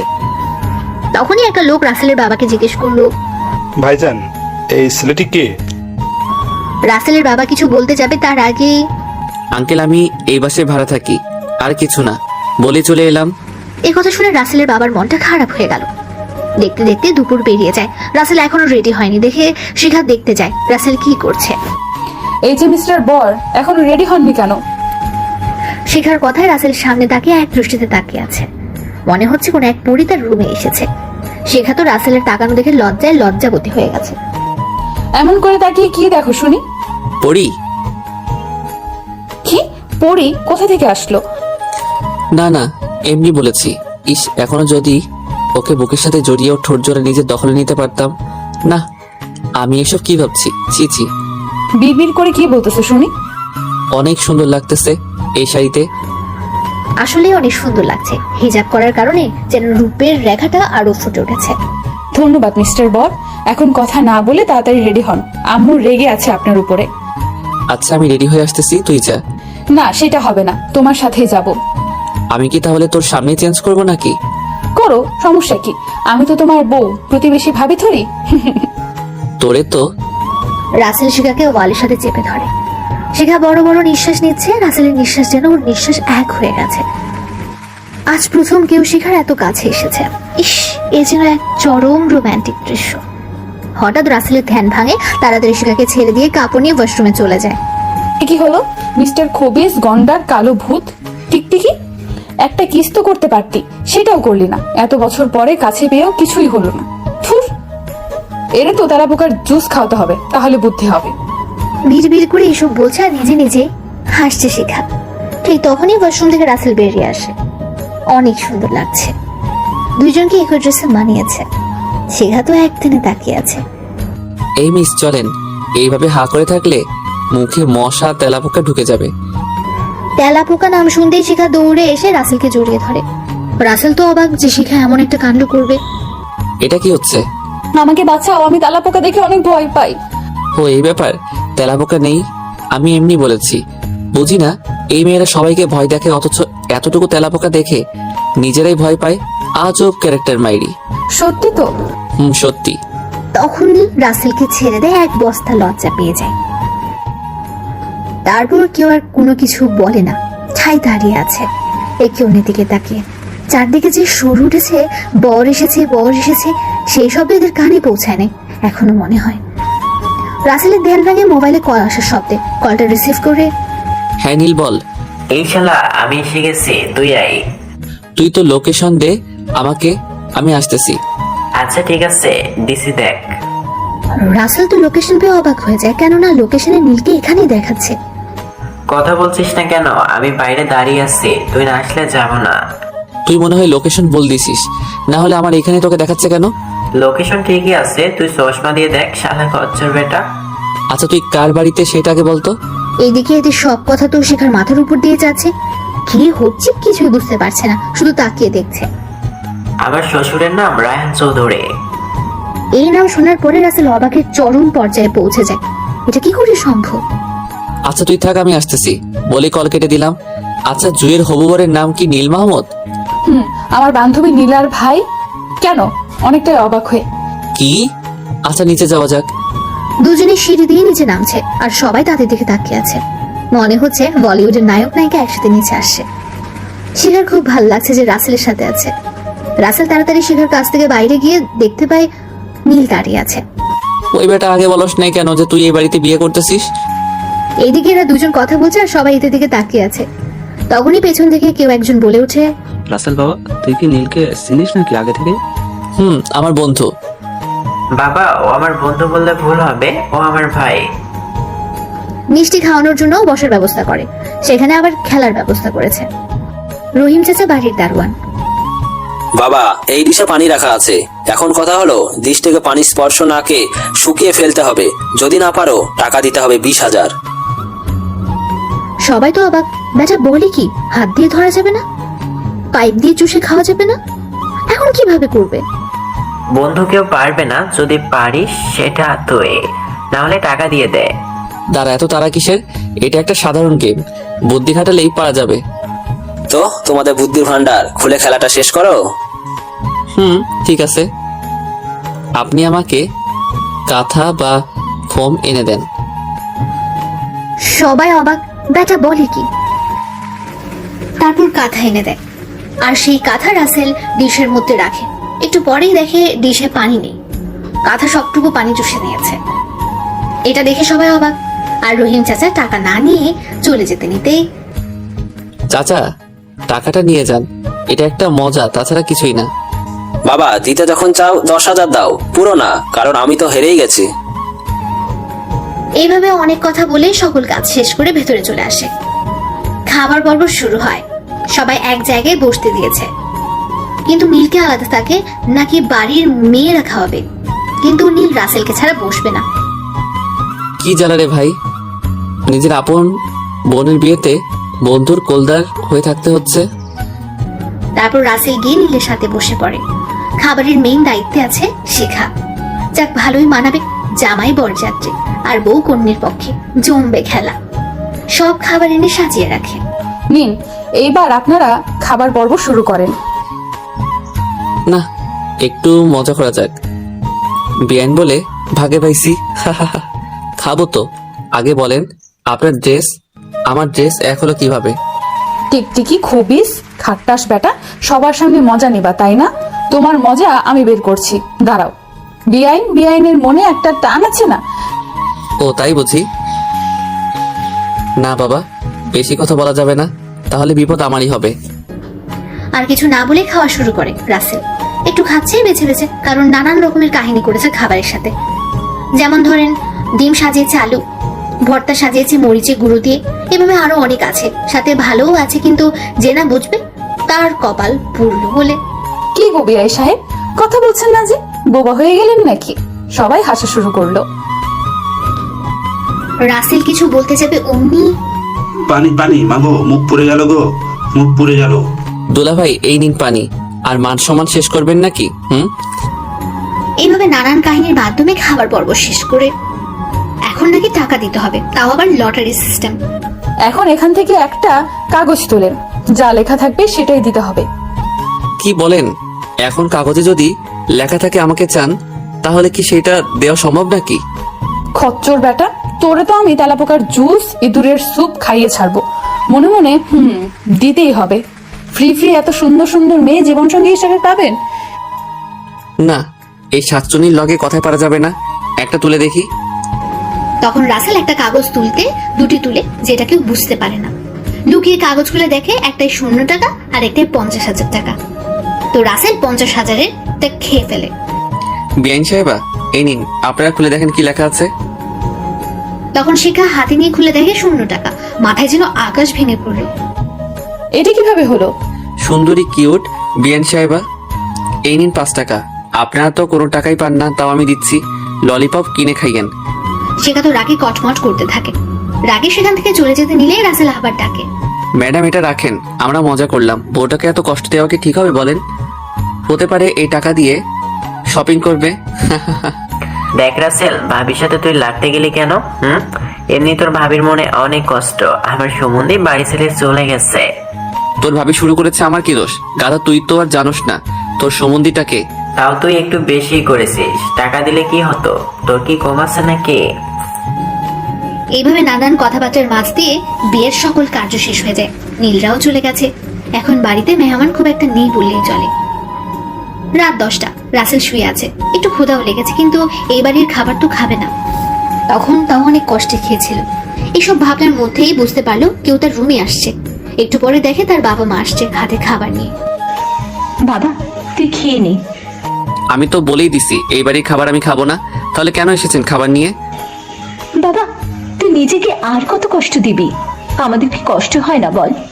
নাকি তুই মনে করিস কষ্ট শুধু তোর একারই হয়? আমরা সবাই পাথরের তৈরি, কোনটা? যদি কষ্ট পেতে তাহলে আর সেই দিন অমনটা করতে পারতে না, বলতে পারতে না আমি তোমাদের সন্তান না। বাবা দেখ, মানছি আমরা ভুল করেছি, সত্যটা না জানি তাই বলে কি তুই এইভাবে আমাদের কষ্ট দিবি? আমাদের ক্ষমা করে দে। না জানি কখন মরে পড়ে থাকবো, তখন তোর থেকে ক্ষমাটাও চাইতে পারবো না। রাসেলের বাবার চোখে জল। আসলে ছেলেরা সহজে কান্না করে না, কিন্তু খুব কষ্ট পেলে চোখের জলকে বাধা বানাতে পারে না। রাসেল শুধু শুনেই যাচ্ছে, এখন তার চোখেও পানি। বাবা বল, কি করলে আমাদেরকে ক্ষমা করে বুকে টেনে নিবি? তোর পায়ে ধরে ক্ষমা চাইতে হবে বলে ওর পায়ে পড়তে গেছি অমনি। আম্মু, তুমি আমার পা ধরতেছো? এতটা অমানুষ আমি নই যে নিজের মাকে দিয়ে ক্ষমা চাওয়ার জন্য পা ধরাবো। তোমাদের আমি সেই কবে ক্ষমা করে দিয়েছি, কিন্তু আগের কথাগুলো মনে পড়লে রাগকে সামলাতে পারি না। রাসেল ওর বাবা মাকে বুকে জড়িয়ে ধরে বলল, আজকে ওর বাবা মার মনে আনন্দের যেন কোনো কমতি নেই। নিজের ছেলের রাগ ও অভিমান ভাঙাতে পেরেছে। এইদিকে বাইরে থেকে শিখা দৃশ্য দেখছে আর খুশিতে চোখের জল পড়ছে। বাবা হাঁ কর, আজ কত বছর হলো তোকে নিজের হাতে খাওয়াতে পারি না। আম্মু, আমিও খুব মিস করি তোমার হাতে খাবার দাওয়া। তোমার হাতে সেই জাদু আছে, সেটা কোথাও পাই না। বাবা তুই ঘুমা, আমি তোর মাথায় হাত বুলিয়ে দিই। না মা, তোমার অনেক কষ্ট হচ্ছে জুয়ের জন্য, আমি সেটা জানি। এখন তোমরা গিয়ে শুয়ে পড়ো। বাবা দেখ, আমাদের তো ক্ষমা করলি, এখন কি শিখাকে ক্ষমা করা যায় না? মেয়েটা অনেক কষ্ট সহ্য করেছে। যেদিন তোর সাথে বিয়ে হয়েছে সেই দিন থেকে এক সেকেন্ডের জন্য আমাদের রেখে একা কোথাও যায়নি। তাহলে ওর সাথে এমন করাটা কি ঠিক হবে বল? ওকে ক্ষমা করে দে না বাবা। হ্যাঁ বাবা, ওকে ক্ষমা করে দে। ভুল তো মানুষই করে, ও না হয় একটা ভুল করেছে। তোমরা ওর কথা বললে আমি কিন্তু আবার বাড়ি থেকে চলে যাব, তখন আমাকে আর চাইলেও খুঁজে পাবে না। না বাবা, আমরা বলবো না, তোর যা ভালো মনে হয়। তবে তবে পরে আবার আফসোস করিস না মেয়েটাকে এইভাবে কষ্ট দিয়ে। বলেই তারা চলে গেল। এদিকে শিখা দৌড়ে রুমে গিয়ে ধুম করে খাটে শুয়ে বালিশ ভিজিয়ে ফেলে কান্না করে। রাসেল, তুমি কেন বোঝো না? আমি তোমার দেওয়া কষ্টগুলো আর সহ্য করতে পারতেছি না। আমাকে কি ক্ষমা করা যায় না? চোখে ঘুম নেই, রাতে শুধু পানি। কেঁদে কেঁদে চোখ ফুলে গেছে। এদিকে রাসেল বিভোর ঘুমে আচ্ছন্ন। হঠাৎ চিৎকার চেঁচামেচি শুনে রাসেলের ঘুম ভেঙে যায়। উঠে গিয়ে দেখতে পায় শিখা ভয়ে কান্না করছে আর আম্মুর গলা ধরে। আম্মু, কি হয়েছে? এত রাতে চিৎকার চেঁচামেচি কেন করতেছে? ও তো একা থাকতে ভয় পায়। এতদিন জুই ছিল সাথে, কিন্তু এখন তো একা, তাই ভয় পেয়েছে। কি এত বড় একটা মেয়ে নাকি ভয় পায়? তুমি সাথে নিয়ে যাও, আমার ঘুমে ডিস্টার্ব কেন করতেছে? আমাদের সাথে কিভাবে থাকবে? আর একাও থাকতে পারবে না। যা, তোর রুমে নিয়ে যা প্লিজ। তোরই তো বউ নাকি? বউ মাই ফুড, আমি ওকে আমার রুমে কেন নিতে যাব? বাবা এমন করিস না, মেয়েটা একা ভয় পায়। যদি রাতে কিছু হয় তখন কি হবে ভেবে দেখেছিস? রাসেল কি যেন ভেবে শিখাকে সাথে নেওয়ার জন্য রাজি হয়। আচ্ছা ঠিক আছে, আসতে বলো। বলে রাসেল রুমে চলে যায়। একটু পরে শিখা এসে বিছানায় শুতে যাবে, মাত্র বালিশ ঠিক করছে অমনি। তোর সাহস কি করে হয় আমার বিছানায় শুতে আসার? নাম বিছানা থেকে। তাহলে আমি শোবো কোথায়? আর এখানে থাকার তো আমার অধিকার আছে, তাহলে শুতে পারবো না কেন? এত কথা না বলে যা, সোফায় গিয়ে শুয়ে পড়, না হলে চলে যা।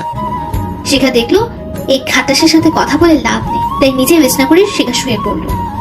কিছু রাত বাদে আবার চিৎকার শুরু করলো। এই তুই কি শুরু করলি বলতো? একটু শান্তিতে ঘুমাতে দে। আমি একা ভয় পাই। এই রুমে আমি থাকতে তুই একা কিভাবে? তুমি তো আমার কাছে নেই, তাহলে ভূত এসে আমাকে নিয়ে যাবে। এতদিন তো জুইকে জড়িয়ে ধরে ঘুমাইছি। কি জ্বালায় পড়লাম রে ভাই, ঘুমার মানুষ থাকতেও নাকি ভয় পাই? এই উপরে এসে ঘুমা, এই উপরে এসে ঘুমা, কিন্তু এই বর্ডার পার করে এইদিকে আসবি না বলে দিলাম। শিখা দৌড়ে রাসেলের পাশে এসে শুয়ে পড়ল। সকালে শিখার আগে রাসেলের ঘুম ভেঙে যায়। রাসেল বিছানা থেকে ঘুম ঘুম চোখে উঠতে যাবে, কিন্তু উঠতে পারে না। কেন উঠতে পারছে না সেটা দেখার জন্য তাকাতে অবাক হয়ে যায়, কেননা সকালে শিখার আগে রাসেলের ঘুম ভেঙে যায়। রাসেল বিছানা থেকে ঘুম ঘুম চোখে উঠতে যাবে, কিন্তু উঠতে পারে না। কেন উঠতে পারছে না সেটা দেখার জন্য তাকাতে অবাক হয়ে যায় রাসেল, কেননা শিখা ওর বুকে মাথা রেখে আষ্টে পিষ্টে জড়িয়ে ধরে ঘুমিয়ে আছে। এমন ভাবে জড়িয়ে ধরেছে যেন ছেড়ে দিলেই হারিয়ে যাবে। খুব মায়াবী লাগছে শিখাকে। ঘুমন্ত অবস্থায় একটা মেয়েকে যে এতটা সুন্দর লাগে সেটা রাসেল আজ প্রথম দেখলো। রাসেল আস্তে করে শিখার কপালে একটা ভালোবাসার পরশ এঁকে দেয়। এমন ভাবে যেন বুঝতে না পারে। রাসেল ওকে আস্তে করে বুক থেকে সরিয়ে বালিশে শুয়ে দিয়ে উঠে ওয়াশরুমে চলে যায়। এদিকে শেখার ঘুমটাও ভেঙে যায়। রাতে কি অবস্থায় ছিলাম কে জানে, যাক তাও তো ওর মুখ দেখে ঘুমাতে পারবো, এটাই আমার কাছে অনেক বড় পাওয়া। এসব ভাবতে ভাবতে শিখা উঠে ওয়াশরুমে যেতে নিলে রাসেলও বের হয়ে আসতে নিয়েছে, ঠিক তখনই ধুম। কি ভাবছেন আপনারা, শিখা পড়ে গেছে? আরে না, জামাই থাকতে কি বউকে পড়ে যেতে দেবে নাকি? রাসেল সিনেমার মতো স্টাইলে শিখাকে বাহু ধরে আঁকড়ে ধরেছে। শিখার যেন শরীর শিহরিত হয়ে যাচ্ছে। এই প্রথম কোনো পুরুষের ছোঁয়া তার শরীরকে স্পর্শ করেছে। এদিকে রাসেলের তো খুশিও লাগছে, আবার রাগও কন্ট্রোল করতে পারছে না। শিখাকে ছেড়ে দিয়ে ঠাস ঠাস করে লাগিয়ে দিল। চোখ কি ফ্রিজে রেখে চলাফেরা করস নাকি? আর আমার ওয়াশরুমে কেন যাচ্ছিস? রুমে জায়গা দিয়েছি দেখে ভেবে নিস না যে আমার হৃদয়ে জায়গা পেয়েছিস। ভুলেও কখনো আমার ব্যবহার করার কোনো জিনিস ধরার সাহস করবি না, কথাটা যেন মনে থাকে। তুমি আমার সাথে কেন এমন করো? আমি সত্যি তোমাকে অনেক বেশি ভালোবাসি। আমাকে কি ক্ষমা করা যায় না? কি করলে ক্ষমা পাবো তোমার থেকে? পুরনো হাসি খুশি সব ফিরিয়ে দে, ফিরিয়ে দে আমার বাবা মা বোনের আদর ভালোবাসা। দিতে পারবি আমার হারানো সম্মান?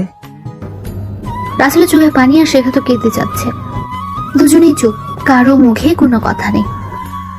সেটা হয়তো পারবো না, তবে তুমি যদি চাও তাহলে আমার জীবন দিয়ে আমার ভালোবাসার প্রমাণ দিতে পারি। রাসেল কোনো কথা না শুনেই নিচে চলে গেল। এদিকে শেখা ঠাই এক জায়গায় দাঁড়িয়ে কান্না করে যাচ্ছে। এদিকে রাসেল সোফায় বসে ভাবছে, না আজকে শেখার সাথে একটু বেশি করে ফেললাম। যাকে নিজের চাইতে বেশি ভালোবাসি তাকে এমন কষ্ট কিভাবে দিতে পারলাম? না, ওকে আর এভাবে কষ্ট দেওয়া যাবে না। যদি নিজের কোনো ক্ষতি করে ফেলে? এখন তো অনেক ঘটনা ঘটে যে স্বামীর অবহেলা অত্যাচার সহ্য করতে না পেরে বউ নিজের ক্ষতি করে ফেলেছে। না, ওকে আপন করে নিতে হবে। এভাবে কেটে যায় একটা মাস। বাবা নীল, একটা সমস্যা হয়েছে, যা তুমি শুধু পারো সমাধান করতে। বাবা বলো, কি এমন কাজ যা আমি ছাড়া সমাধান হবে না? আমি একটা বড় প্রজেক্ট পেতে চলেছি, যেটা আর কে কোম্পানির মালিক না বললে পাবো না। আর তার সাথে নাকি তোমার অনেক মিল আছে। রাসেলের বাবার কথা শুনে নীল পাগলের মতো হাসতে শুরু করে। এই নীল বাবা, তুমি পাগল হলে নাকি? এইভাবে হাসতেছো কেন? আম্মু, এই কোম্পানি তো আমার বন্ধু রাসেলের, সেই জন্যই হাসতেছে। আমার ছেলে আর কে কোম্পানির মালিক আর আমি জানি না? ছেলে কথাটি শুনে নীল সহ নীলার স্বামী অবাক হয়ে যায়। নীলা তো আগে থেকেই জানে। বাবা, রাসেল আপনার ছেলে মানে কে? আমি তো কিছুই বুঝতে পারতেছি না। রাসেল বাবা আমার ছেলে, তারপর সবকিছু খুলে বলে। এত কিছু হলো আর রাসেল আমাকে একটুও জানালো না? ওর সাথে আর কথাই নেই। তখনই রাসেল সিঁড়ি দিয়ে নিচে নামতে লাগলো। কে কার সাথে কথা বলবে না শুনি একটু? তুই জুয়ের ভাই, সেটা আগে বলস নাই কেন? সেটা আগে বল। এই রে পাগলা খেপেছে, তোকে বলি নাই কারণ তুই কষ্ট পাবি বলে। রাসেলের বাবা কি বলে দেখ, তোর কোম্পানি থেকে একটা প্রজেক্ট নেবে, কিন্তু তার জন্য আর কে বলতে হবে। আব্বু, এটা আমার কোম্পানি, সো নো চিন্তা। এভাবে রাগ অভিমান ভুলে সবাই বসে গল্প করে। ভাইয়া, অনেকদিন হলো কোথাও যাওয়া হয় না, প্লিজ চল না কোথাও লাঞ্চ করে আসি। জুই কিন্তু কথাটা মন্দ বলে নাই। চল সবাই একটু ঘুরে আসি। তাহলে সবাই রেডি হয়ে আসুক, আমরাও রেডি হই। তবে সবাই এক পোশাক পরতে হবে। এক পোশাক পরবা ঠিক আছে, তবে আমারও একটা আবদার আছে। কি আবদার তোর শুনি? আমি চাই তুই আর ভাবি এক পোশাক, আমি আর রাফি এক পোশাক, আর শিখা আর রাসেল এক পোশাক পরবো। খুবই সুন্দর লাগবে। তোর আইডিয়াটা কিন্তু অনেক ভালো, এটা করলে মন্দ হবে না। শেখা তো শুধু সবার কথা শুনেই যাচ্ছে, কিন্তু কিছু বলছে না। কি বা বলবে? নিজের স্বামীর কাছে তার কথার কোনো দাম নেই, সেখানে এখন কথা বললে দাম দিবে কে? আমি পড়তে পারবো না। ভাইয়া প্লিজ পর, আমার জন্য হলো, অনেক মজা হবে, প্লিজ ভাইয়া প্লিজ। কেন যেন আদরের বোনের কথা রাসেল ফেলতে পারলো না, রাজি হয়ে গেল। তারপর সবাই যার যার মতো রেডি হয়ে নিচে আসলো। অসম্ভব সুন্দর লাগছে সবাইকে, কেউ কারো থেকে চোখ সরাতে পারছে না। আমার ছেলে মেয়ের উপর যেন কারোর নজর না লাগে।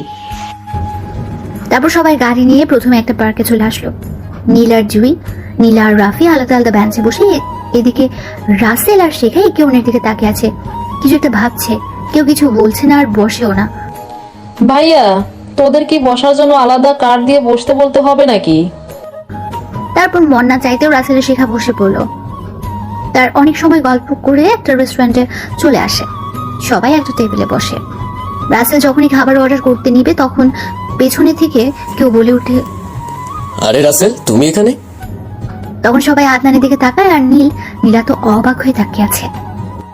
আরে আঙ্কেল যে, এই তো একটু ঘুরতে বের হয়েছিলাম। কেমন আছেন? ভালো, তোমরা আছো? ভালো আছি। আর আঙ্কেল আসেন, পরিচিত হয়ে নেই। এই হচ্ছে নীল, আমার বন্ধু ভাই, আর এটা আমার বোন নীলের স্ত্রী। স্ত্রী কথাটা শুনে আদনান অবাক হয়ে যায়। ছেলে বিয়ে করেছে আর একটি বারের জন্য বাবাকে বললো না। এই হলো নীলা, নীলের বোন। আর এই হলো রাফি, নীলার স্বামী। আর এই হলো আর বলতে হবে না, ওকে? আমি জানি ও তোমার বউ, মানে গল্পের সেই মেয়ে। রাসেল, তুই এনাকে আগে থেকেই চিনিস? কখনো বলিসনি তো? চিনি তো, সেই জেলার সাহেব। কিন্তু তুই চিনিস নাকি? কেন? বেঈমানকে কি করে ভুলতে পারি? বেঈমান মানে কি এসব বুঝলাম না তো। আমি বলছি শোনো, নীলা আমার ছেলে মেয়ে। এটা শুনে তো সবাই অবাক হয়ে যায়। কি বলছে এসব? কি? নীল আর নীলাই তাহলে আপনার সেই ছেলে মেয়ে? হ্যাঁ রাসেল, কিন্তু ইনাকে আমরা বাবা বলে মানি না। ইনি টাকার জন্য সব করতে পারে। টাকার জন্য? আবার বেঈমান ঘটনা কি? আমি কিন্তু কিছুই বুঝতেছি না। একটু বুঝিয়ে বললেই তো সব ক্লিয়ার হয়ে যায়। রাসেল, আমি আজকে একটা সত্য ঘটনা বলবো তোমাদের, যেটা তোমরা কেউ জানো না। কি কথা? তাহলে শোনো। একদিন আমি আর নীলের আম্মু মাজারে গিয়েছি। তখন নীল আর নীলা ছোট, ওদের রেখে গিয়েছি। আসার সময় আমার ফোনে একটা কল আসে। রিসিভ করলেই বলে, এই জায়গায় একটা দুর্ঘটনা ঘটেছে। আচ্ছা নীলের আম্মু, তুমি একাই ড্রাইভারের সাথে চলে যাও, আমি ওখান থেকে ঘুরে আসি। ফোন করে কেউ দুর্ঘটনা ঘটেছে বললো। আচ্ছা, সাবধানে যেও। তারপর আমি সেখানে চলে যাওয়ার জন্য অন্য একটা গাড়িতে উঠছি। তখনই নীলের আম্মু চিৎকার করে ওঠে। আমি পিছনে ফিরতেই দেখি একটা গাড়ি নীলের আম্মুর গাড়িকে পিষে দিয়ে চলে গেল। কাছে গিয়ে দেখি কেউ জীবিত নেই। সেদিন থেকেই নীলা আমাকে দেখতে পারে না। তাদের ধারণা আমি টাকার লোভে তার আম্মুকে একা রেখে চলে গেছি। আমি পরে জানতে পেরেছি অ্যাক্সিডেন্টটা কেউ ইচ্ছে করে করেছে আমার সাথে প্রতিশোধ নেওয়ার জন্য। কে ছিল সেই লোকটা? আপনি কি তাকে চিনতে পেরেছেন? একটা স্বস্তির নিঃশ্বাস ফেলে বলল, সেই লোকটা আর কেউ না, সে হলো আমার একমাত্র শত্রু, বলতে গেলে শিখার বাবারও শত্রু। সে হলো তোমাদের কলেজের প্রিন্সিপাল।